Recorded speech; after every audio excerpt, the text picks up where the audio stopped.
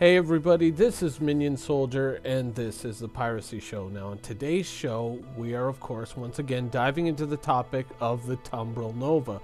Now we've done the Q&A for the tank and now we're gonna kind of move on to another topic which I talked about during the Q&A, which is the fact that the existence of this tank pretty much creates a problem for CIG in the fact that most ships currently available cannot haul or deliver this tank onto the battlefield. Now the only ship that CIG is willing to commit to being able to deliver the Tumbril Nova to the battlefield right now is the Idris. The Idris, of course, being the frigate from the Star Citizen universe, generally going for about $1,200 or more when it is available. And also, in using that capability, you are removing its ability to carry fighters, or at least hampering that ability, unless you want to carry more than one tank. Now, of course, this capability to a certain extent was showcased during Gamescom 2017, when the Idris landed on a planet and tried to pick up an Ursa rover, which it unfortunately crushed. But the loading ramp is there and the capability is there, but so far only on the Idris, which is a very, very expensive ship and a ship that is not really all that prolific within the Star Citizen universe. So it kind of creates a problem whereby in creating basically a $105 tank that people can buy, there really is only a $1,200 ship that we know for sure can really haul this thing around.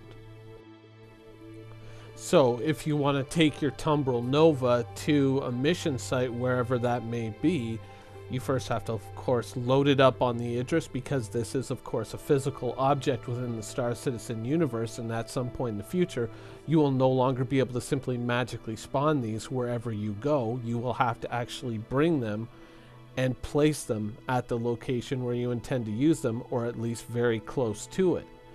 Also, with a top speed of 72 kilometers an hour on planets that can have distances of thousands of kilometers to traverse between a landing site and a potential mission site, you need a ship that can deliver this thing fairly close to where you plan to use it. And there's also one other thing to take into account, is that the Tumbril Nova is not a unique vehicle within the Star Citizen universe. Currently in Star Citizen, there are already a litany of ground vehicles within the game, some of which are already currently usable in the 3.0 PTU.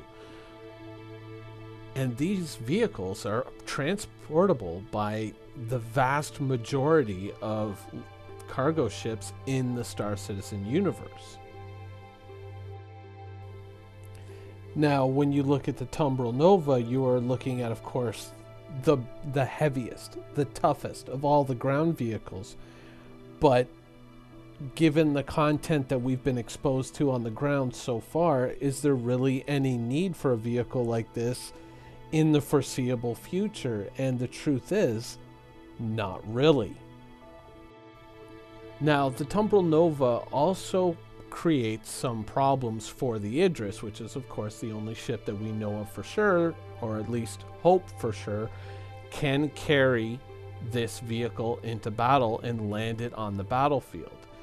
The sheer amount of space that this thing takes up on the hangar deck would preclude the Idris from fulfilling one of its primary functions, which is, of course, servicing and deploying fighters on distant battlefields.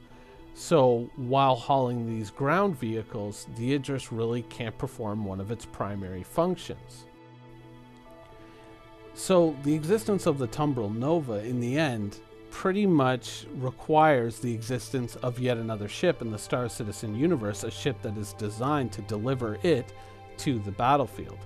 Now, there could be an added benefit to that, because a ship that's designed to land multiple Tumbril Novas close to the battlefield would also be able to do so for many other ground vehicles, probably allowing people who don't own the Tumbril Nova but own other types of ground vehicles to land many more ground vehicles on the battlefield. So even though the Tumbril Nova needs this ship, this would benefit other players who don't have the Tumbril Nova but have different ground vehicles that they would like to land multiples of on the battlefield.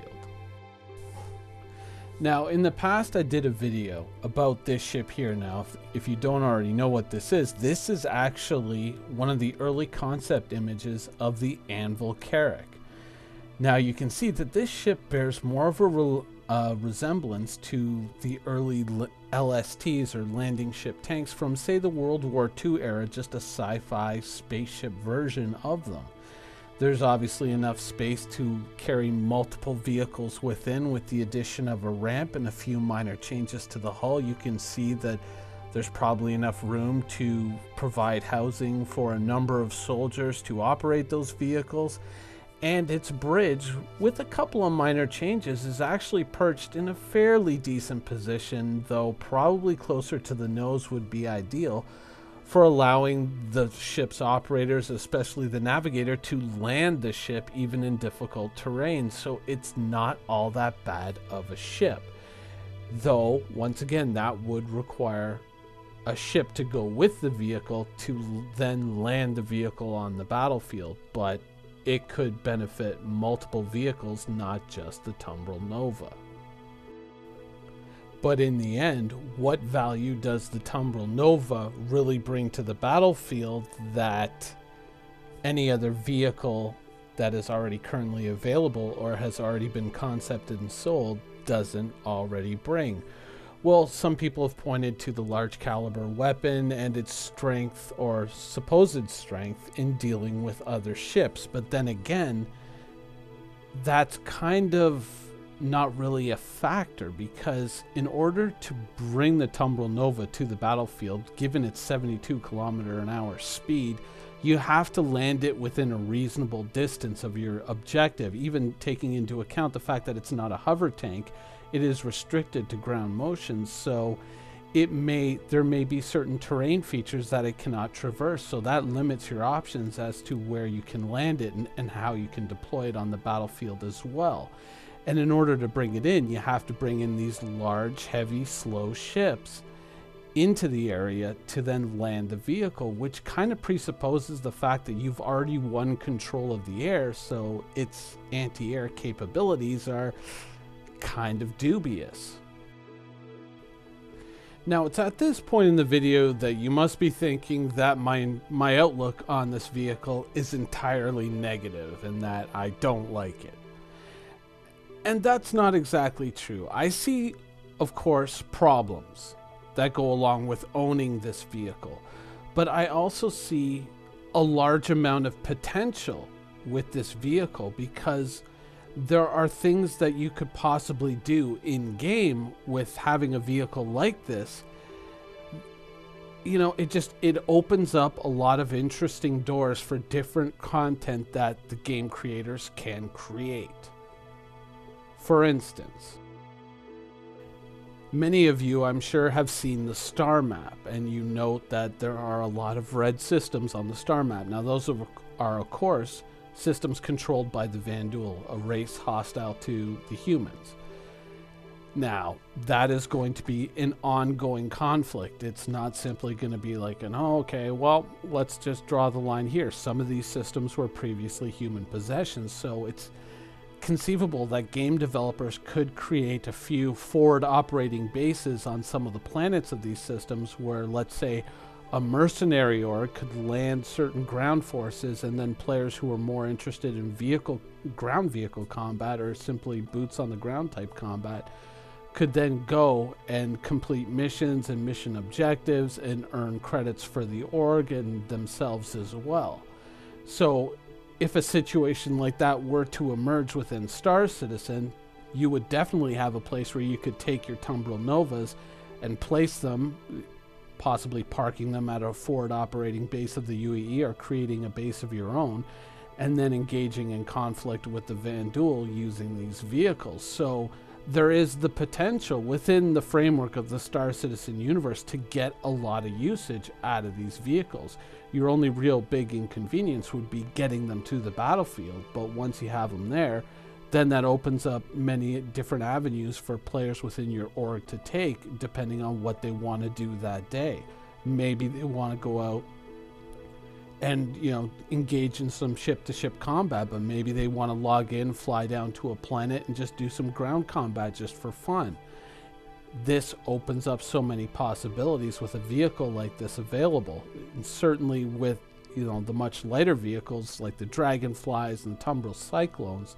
Even though they're good vehicles, they may not be able to sustain combat for as long as a much heavier vehicle like a tank could. So it does open up a lot of interesting possibilities, though obviously CIG has never outright stated that they would do something like this. But then possibly before the 15th of January, someone from CIG could step up and kind of give a little bit more idea of how this will be used and how this will integrate with the rest of the vehicles within the Star Citizen universe. Might be a good idea.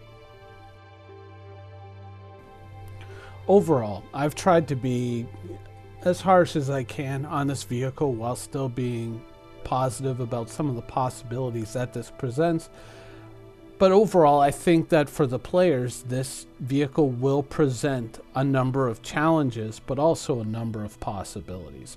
For the game developers, I think that perhaps offering more guidance on what they intend to do with this vehicle in the game would be a good idea. Hopefully before the sale ends, you know, just kind of giving players more an idea of where they might be able to use these vehicles and how often.